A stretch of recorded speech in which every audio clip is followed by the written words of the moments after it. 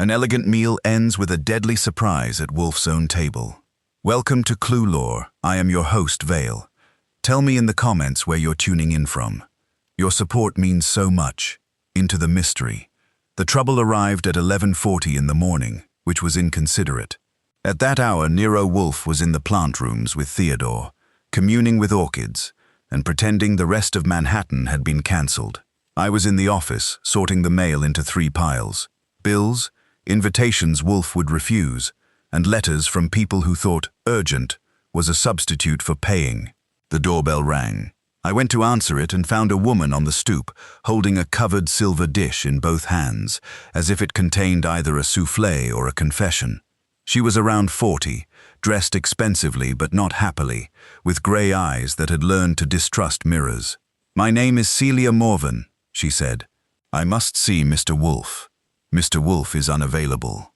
"I know. Orchids from 9 to 11, and again from 4 to 6. Lunch at 1:15. No business at the table." That earned her a longer look. "You've been studying," I said. "I've been warned." "By whom?" "By a dead man." That was good enough for the office. I took the dish from her, because she looked ready to drop it, and escorted her in. She sat on the red leather chair, back straight, gloves tight in her lap. I placed the dish on Wolfe's desk and lifted the cover. Inside was a neat square of terrine, glossy and dark, with a folded card beside it. On the card, written in black ink, were 6 words, "For Nero Wolfe, his last meal." I looked at Mrs. Morven. She did not blink. "My husband received the same message yesterday," she said. "At dinner." "And?" He laughed. "That was yesterday." "Yes," she said. "This morning he was dead." I put the cover back on the dish. There are moments when a man likes to be casual, and moments when even I admit casual has limits. "Your husband's name?" "Julian Morven. He owned Morven & Bell, specialty importers, spices, oils, preserved delicacies, restaurants, hotels, private buyers." "Cause of death?" "The doctor said heart failure. The police said natural causes. I say someone served him a sentence." "Why come here instead of headquarters?" "Because my husband left instructions. If anything happened to him after receiving that dish, I was to bring the next one to Nero Wolfe." "The next one?" She nodded toward the terrine. "It was delivered to my house this morning, addressed to him." At that point, Wolfe entered. He had returned early from the plant rooms, which meant either Theodore had insulted a root system or Wolfe had heard a sentence he disliked. He crossed to his desk, glanced once at the silver dish, once at Mrs. Morven, and lowered himself into his chair. "Madam," he said, "food used as menace is an impertinence." Mrs. Morven swallowed. "Then you'll take the case?" "No." She stared. Wolfe leaned back. "Not yet. You have presented a drama, not a problem. Mr. Goodwin will ask questions. You will answer them. If a problem emerges, I may consider whether it deserves attention." I sat with my notebook. Mrs. Morven's mouth tightened. "My husband said you would say something like that." "Then your husband had some judgment," Wolfe said. "Begin." Mrs. Morven folded her gloves with deliberate care, as though buying herself a few extra seconds before touching the memory she had brought into the room. "My husband believed someone was conducting an experiment," she said. Wolfe closed his eyes. That wasn't sleep. It was his way of removing every unnecessary distraction. "Experiments," he murmured, "are performed upon specimens. Human beings generally object." He didn't think it would end with murder. "You just informed us the police dispute that word." "They're wrong." I made a note without looking up. Mrs. Morven wasn't talking like someone trying to manufacture a mystery. She sounded like a woman repeating a conclusion she'd spent all night resisting. "When did the first dish arrive?" I asked. "Yesterday morning, about 10. "Delivered by whom?" "A bicycle courier. He said it had already been paid for." "Package?" "A silver dish, almost identical to this one." "What was inside?" "A duck pâté. Julian loved pâté." She glanced toward the covered dish on Wolfe's desk. He almost laughed when he saw the note. "What exactly did the note say?" "For Julian Morven, enjoy your final course." "And he ate it." "No." That earned both Wolfe's attention and mine. "No?" I repeated. He refused. He said if someone wanted to frighten him, they deserved to waste expensive ingredients. She hesitated. Our cook threw it away, so he never tasted it. No. I tapped the pencil against the notebook. Then why are you convinced the two things are connected? Because someone telephoned that evening. The office settled into silence. A man's voice? Yes. Recognize it? No. What did he say? He asked whether my husband had appreciated the warning. And? Julian answered that he never accepted anonymous criticism of anyone's cooking. A faint twitch crossed Wolfe's mouth. It was the nearest thing he allowed to amusement before lunch. He enjoyed cleverness. Mrs. Morven continued quietly. Too much. What happened after the call? We attended a dinner at the Beaumont Culinary Society. That name made me underline 3 words. Julian Morven hadn't sold canned soup. His company imported ingredients chefs whispered about the way bankers whispered about gold. If half the restaurants in Manhattan wanted saffron, white truffles, smoked paprika from a particular valley, or olive oil pressed from trees older than the Constitution, Morven and Bell probably handled the shipment. Who attended? I asked. About 30 guests. Names. She inhaled. Leonard Bell. The partner. Former partner. Explain. They dissolved the partnership 6 months ago. Friendly. No. I wrote Bell. Who else? Chef Matteo Varga. Another name. Restaurant owner. 3 restaurants. Continue. Eleanor Pike. She writes restaurant criticism. I added another. Professor Adrian Locke. What does he profess? Food chemistry. Interesting. And... She stopped. There was my husband's nephew. Name? Simon Morven. Occupation? He expected eventually to inherit the company. I looked up. Expected. My husband had begun reconsidering. There it was. Money always arrives eventually. Sometimes it knocks politely. Sometimes it kicks the door in wearing an expensive suit. Why reconsider? He thought Simon lacked discipline. Translation? Gambling. I nodded. So your dinner included a former business partner, an ambitious heir, a celebrated chef dependent upon imported ingredients, a critic capable of ruining reputations, and a scientist. Yes. Anybody else dislike your husband? She almost smiled. He imported luxury food, Mr. Goodwin. Half his clients adored him. The other half believed he charged too much. Professionally speaking, that's practically affection. She gave the first genuine smile since arriving. Wolfe opened his eyes. What occurred during dinner? Mrs. Morven's expression hardened again. Everything seemed ordinary. I distrust that adverb, Wolfe said. So do I now. She folded her hands. Julian argued with Leonard Bell over sourcing rights. Publicly? Quite. And Chef Varga? He defended Julian. Interesting. The critic defended Bell. More interesting. The professor remained neutral. And the nephew. He left the table twice to answer telephone calls. I filled another page.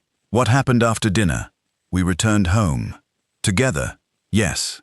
Did anyone visit? No. Telephone. Several business calls. When did Mr. Morven die? A little after 7 this morning. Where? In his study. Alone? I found him. Position. He was sitting in his chair. Signs of struggle? No. Food nearby? A coffee cup. Anything else? A notebook.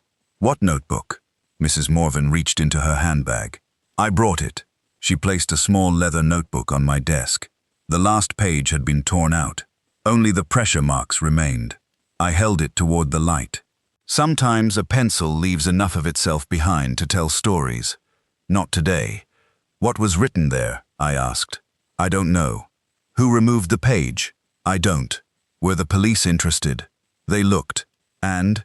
They assumed Julian had removed it himself. Did he? I don't believe so. Wolfe spoke before I could.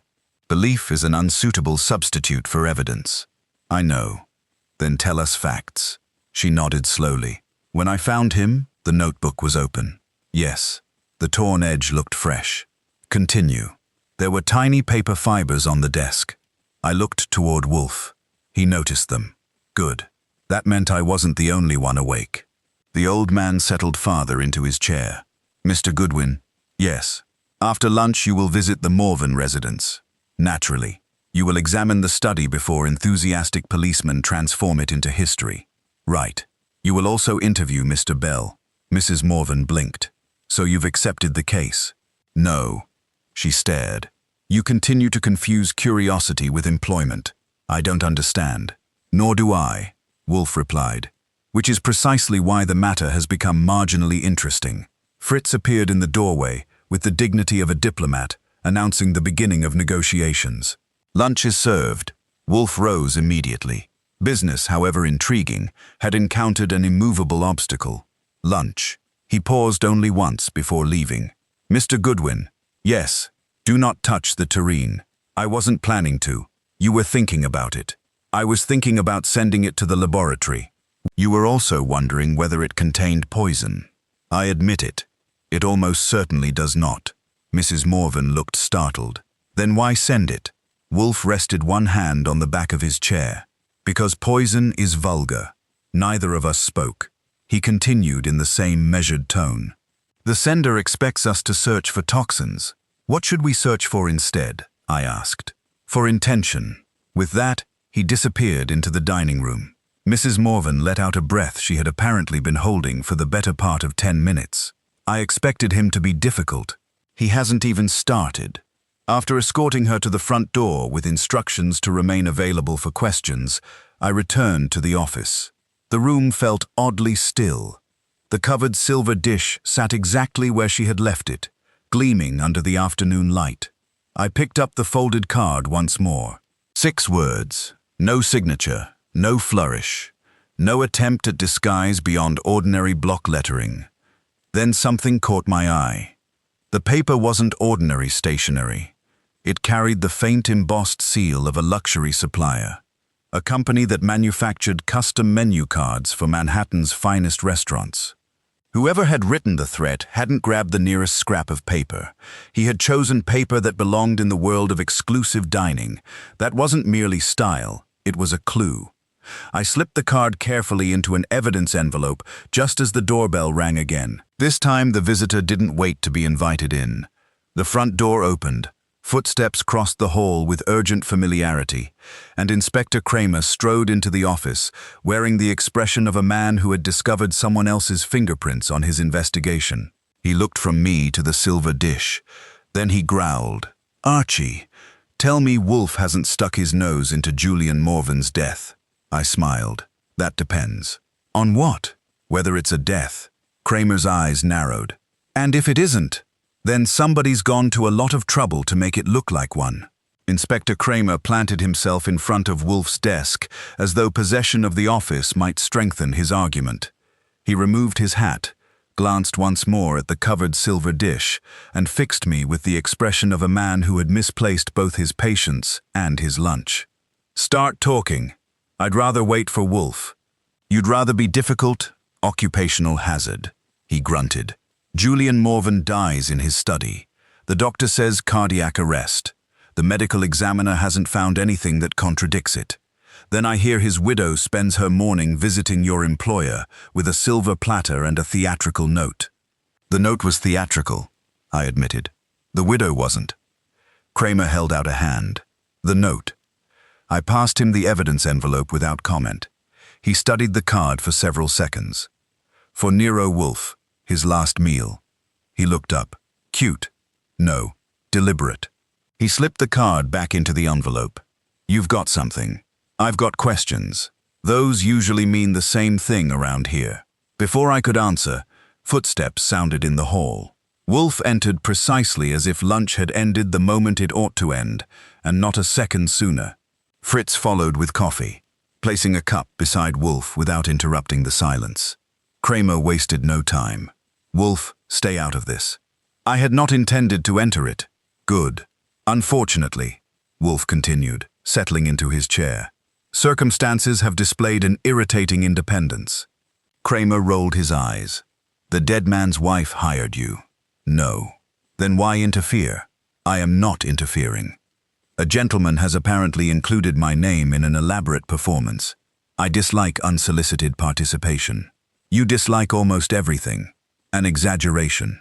"Barely." Wolfe lifted his coffee. "Mr. Goodwin." "Yes." Summarize. I did, keeping it concise. The warning dishes, the anonymous telephone call, the dinner at the Beaumont Culinary Society, the torn notebook page, and the list of names Mrs. Morven had supplied. Kramer listened without interrupting. When I finished, he nodded once. We've already spoken to Leonard Bell. And he admits arguing with Morven. About? Import contracts. Anything else? He says Morven had become secretive over the last month. Secretive how? Wouldn't say. Wolfe placed his cup down with deliberate care. He wouldn't, or couldn't. Kramer hesitated. Couldn't. There is a distinction. I know. Apparently not. Kramer ignored the remark. We also interviewed Simon Morven, the nephew. He claims he was home by midnight. Verified. Not yet. And Chef Varga. He confirms the argument between Bell and Morven. Says Bell threatened to destroy the company. Exact words? If I can't have it, neither will you. I wrote the quotation. Threats are cheap. Timing is expensive. What about Professor Locke? I asked. Claims he spent most of the dinner discussing fermentation with anyone unlucky enough to sit nearby. That sounds plausible. It also sounds impossible to verify. And Eleanor Pike? Kramer shrugged. She admits she disliked Morven. For personal reasons? Professional. Meaning? He once refused to supply ingredients for one of her charity events. I blinked. That's a thin motive. It is, if you're sane. Wolfe closed his eyes again. No, he said quietly. Kramer frowned. No what? The motive. What are you talking about? The apparent motives are decorative. They explain resentment, not calculation. You've got a better theory. I have none. Then don't criticize mine. I criticize only its completeness. Silence settled over the room. The telephone rang. I answered. Goodwin speaking. The voice on the other end belonged to Saul Panzer. I've got something. I glanced toward Wolfe. Go ahead. You asked me to make discreet inquiries around Morven and Bell. What turned up? Julian Morven had been meeting someone every Thursday morning for the last 6 weeks. Who? Nobody knows. Location? A private tasting room above an old warehouse on West 22nd. Seen entering? Yes. Leaving? Also yes. Alone? Always. What happened inside? No witnesses. I covered the receiver. Saul. Wolfe nodded. Continue. I returned to the call. Anything else? One more thing. I'm listening. The warehouse belongs to a holding company. Owner. Hidden behind 3 corporations. Convenient. Except the accountant made one mistake. What? The utility bills. And? They're mailed to Professor Adrian Locke. I thanked Saul and replaced the receiver. Kramer leaned forward. You've got to be kidding. I shook my head. Professor Locke owns the building. He never mentioned it. No. Kramer stood. I'm bringing him in. Premature, Wolfe said. He concealed property connected to the victim. He concealed nothing, yet. We merely know he failed to volunteer information. That's enough for questioning. It is not enough for conclusions. Kramer glared. You always do this. Do what? Slow everything down. No, I prevent velocity from masquerading as progress. The inspector muttered something unfit for polite company and headed toward the door. He paused before leaving. If either of you learns anything before I do, you'll hear about it, I said. He snorted. I've known you too long to believe that. The front door closed behind him. For several moments, neither Wolfe nor I spoke. Finally, he looked at me. The warehouse. I'm already thinking about it. You will postpone that thought. I was afraid you'd say that. You will first visit the Morven residence, exactly as instructed. The study. Yes. The notebook. Yes. The coffee cup. If available. And after that? You will interview Leonard Bell before he learns Inspector Kramer has begun appreciating him. I stood, reaching for my hat. Anything else? There is. I waited. The silver dishes. What about them? They concern everyone. I frowned. How? They are expensive. So? They were chosen for repeated use rather than disposal. I considered that. They're not serving trays. No. They belong to someone. Precisely. And whoever sent them expected them to be returned. Wolfe gave the slightest inclination of his head. The threats were not assembled carelessly, Archie. Every element suggests familiarity with the rituals of fine dining, custom stationery, imported pâté, reusable silver service. Meaning our suspect lives in that world. No. He picked up the covered dish and regarded it for a long moment. It means our suspect wishes us to believe that. That stopped me halfway to the door. For the first time since Mrs. Morven had arrived, I realized we had accepted every elegant detail at face value. The gourmet food, the polished silver, the refined language, they all pointed toward chefs, critics, importers and connoisseurs. Perhaps too neatly. Someone had arranged the stage before inviting us into the audience.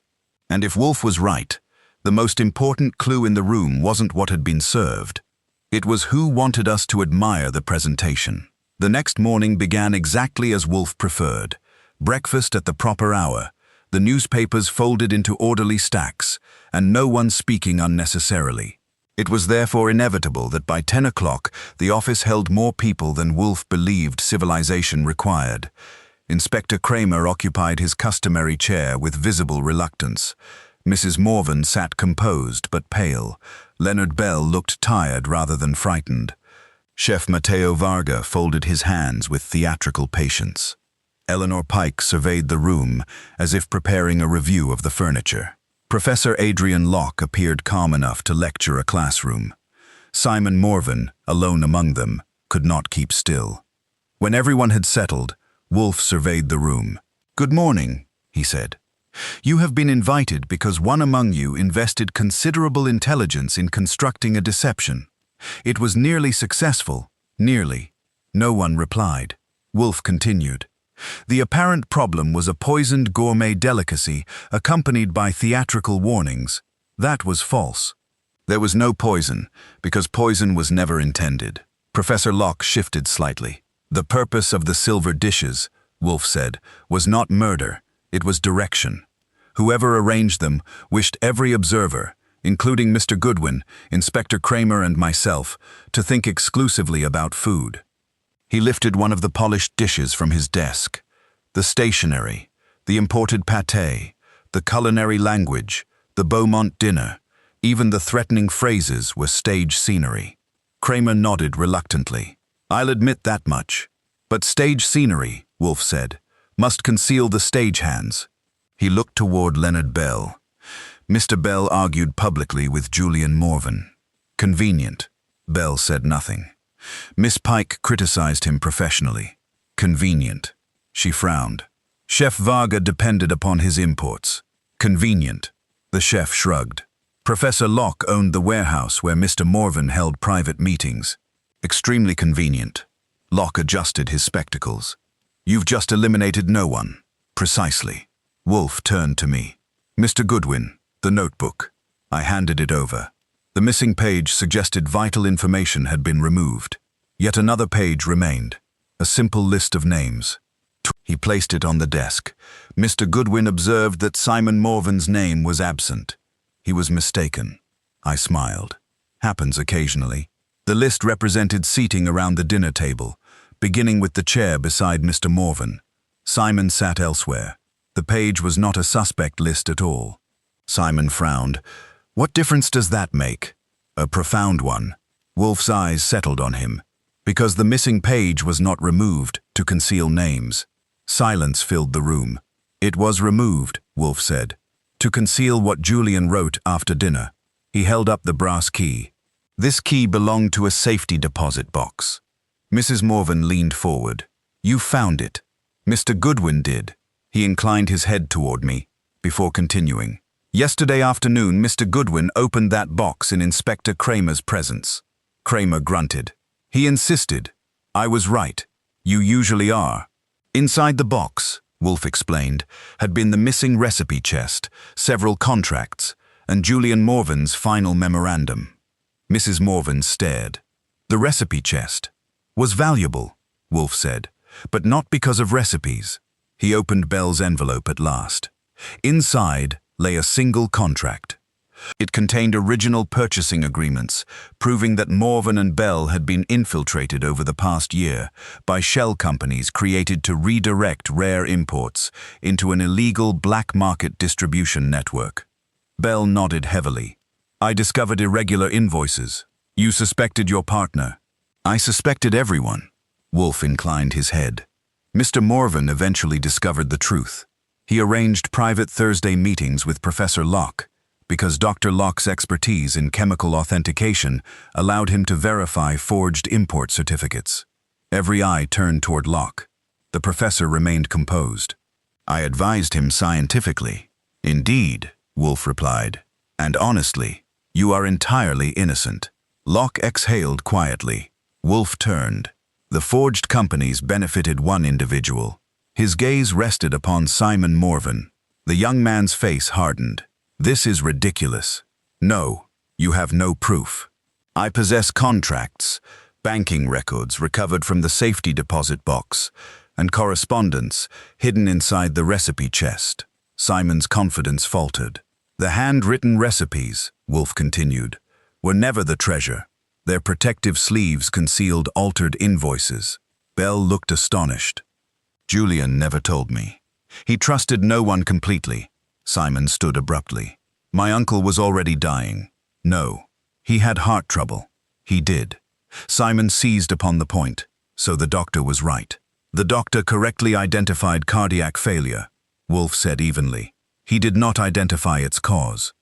The room became perfectly still. There was no poison in the pâté. Simon smiled weakly. Exactly. There was, however, a powerful stimulant dissolved in the coffee Mr. Morvan drank the following morning. Kramer leaned forward. The lab reported an unusually concentrated botanical extract. Wolfe finished. Initially dismissed because it resembled a legal supplement, Professor Locke looked surprised. I know the compound. So did Julian Morvan, Wolfe replied. He had written your name because he intended to consult you again. Before he could do so, his nephew visited the study. Simon shook his head. No. You removed the memorandum after realizing your uncle had documented the fraudulent companies. No. You searched the room for the recipe chest. No. You overlooked the hidden key. His voice broke. You also overlooked one trivial matter. Wolfe lifted the strip of green ribbon. This ribbon came from the wrapping around the recipe chest. It matched ribbon found in packaging, supplied exclusively by Morvan and Bell's executive offices. Simon's shoulders slumped. I never meant. No murderer ever completes that sentence satisfactorily, Wolfe said quietly. Tears filled Mrs. Morvan's eyes. Why? Simon looked at the floor. The company was collapsing. Bell closed his eyes. It wasn't. I owed money. We could have solved that. You would have disinherited me. Julian's widow spoke for the first time since the accusation. He already had. The words landed harder than any shout. Simon looked at her in disbelief. He changed his will 3 days before he died. The young man's strength vanished. Inspector Kramer rose slowly. I think that's enough. Simon offered no resistance as Kramer placed a hand on his shoulder and led him toward the door. No one spoke until it closed behind them. Bell finally broke the silence. Julian hid the evidence because he hoped to save the company. Yes, Wolfe said, and trusted almost no one. Correct, Mrs. Morvan stood. You've given him justice. Wolfe shook his head. No, madam. Justice belongs to the law. I have merely removed confusion. One by one they departed, until only Wolfe and I remained. Fritz entered quietly. Dinner is served. Wolfe rose with unmistakable satisfaction. As we crossed into the dining room, I looked back once at the now empty office. It started with a silver dish. No. Wolfe settled into his chair. It started with greed disguised as refinement. Fritz uncovered the evening's meal. Wolfe examined it with obvious approval. Archie, yes? Never trust a man who invests more effort in the presentation of honesty than in honesty itself. I reached for the breadbasket. I'll remember that. I doubt it. Why? Because by next week, you'll be admiring another elegant performance. He wasn't wrong. In my line of work, people lied in every imaginable language. Some used fear. Some used money, and once in a while, someone tried to disguise murder as good taste. The Brownstone, having survived another disturbance, settled back into its familiar quiet. Wolfe concentrated on dinner with the seriousness other men reserved for diplomacy. Outside, Manhattan hurried on without us. Inside, at least until the next doorbell rang, order had been restored.